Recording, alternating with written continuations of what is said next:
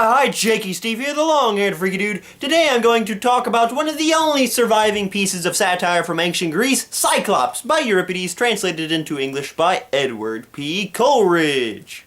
This is a very short piece, only a few pages, and it recounts the events of the Cyclops from Homer's tale of Ulysses. So it's nothing new. If you have read Ulysses or the Odyssey, which I am assuming 100% of you who are watching this have, then there is nothing new. It'll be old news, yesterday's diapers, a breeze to read, but it will still be fun. It's funny, and it's still interesting to see some primal satire. Now, not much of the satire is original. Most of it comes directly from Homer, but it is still fun, and, this was a play, so it was intended to be performed, not necessarily read as you and I are doing. So Odysseus and his crew are lured into the Cyclops Polyphemus' cave because of a deceptive man named Silenus and his son, the Satyrs.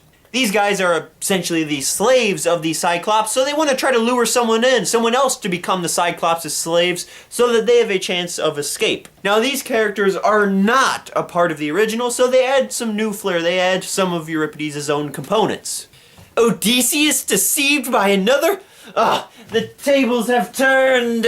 But this is a battle of guile, lying, and wits, and Odysseus comes out on top of that battle as always. He gets the Cyclops drunk, pokes the guy's only eye out, and then he should have gotten away scot-free. But Odysseus, he goes through the well-known trick of saying that his name is No Man, so that whenever the Cyclops goes running around to his friends, he looks like a fool by saying, "Oh, no man has poked out my eye!" But, of course, arrogance befalls Odysseus as he is sailing away, and he proclaims his real name. So Cyclops is able to tell his father Poseidon, who actually poked out his eye, and this causes him so much unnecessary pain and woes and troubles on his way back home to Ithaca. Now, a few other things are different, as you can see. For one, the Cyclops is human-sized. There is no giant boulder, like gigantic Cyclops-sized boulder, keeping them in, blocking the entrance. And Odysseus and his crew doesn't need to escape by tying themselves underneath sheep.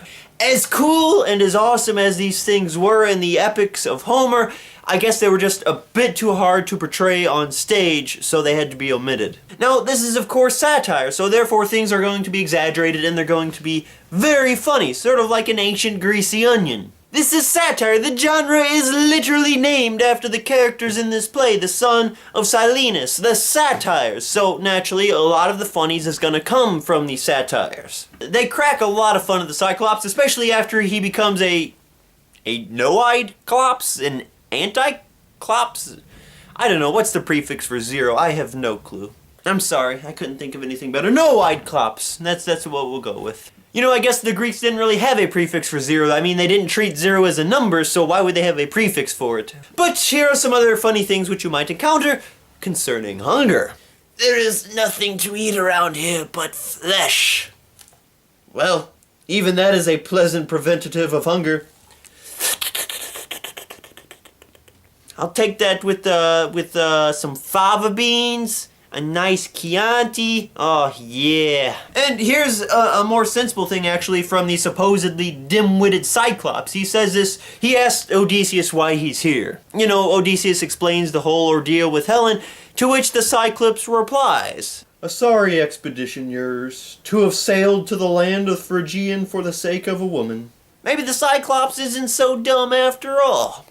I mean, he's got more sense in that respect than any of the Greek leaders. Agamemnon, Menelaus, There's one point where Odysseus is trying to get Mr. Cyclops, Esquire, to indulge in some wine and, get drunk.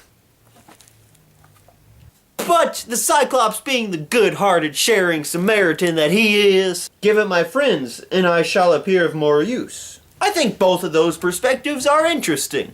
Compile your wealth and you have honor. Share it and you have use, among other things. So which do you prefer? Do you prefer honor, as Odysseus wants, or do you prefer use, as the Cyclops wants? Well, that is my review of Cyclops by Euripides. I encourage you to read it simply because it is one of the very first satires. It's a great piece of history. I'm Jakob Stief, the long-haired freaky dude. If you want to see more great book reviews, please check out my channel. Please hit the subscribe button, and also check out the Great Books Challenge. We're reading through the great books of the Western world with a whole bunch of great stuff. It's just fantastic, okay?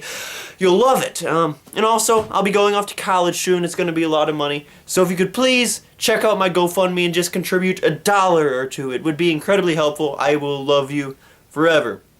Well, thank y'all for watching. See you in the next video. Y'all have a good day now.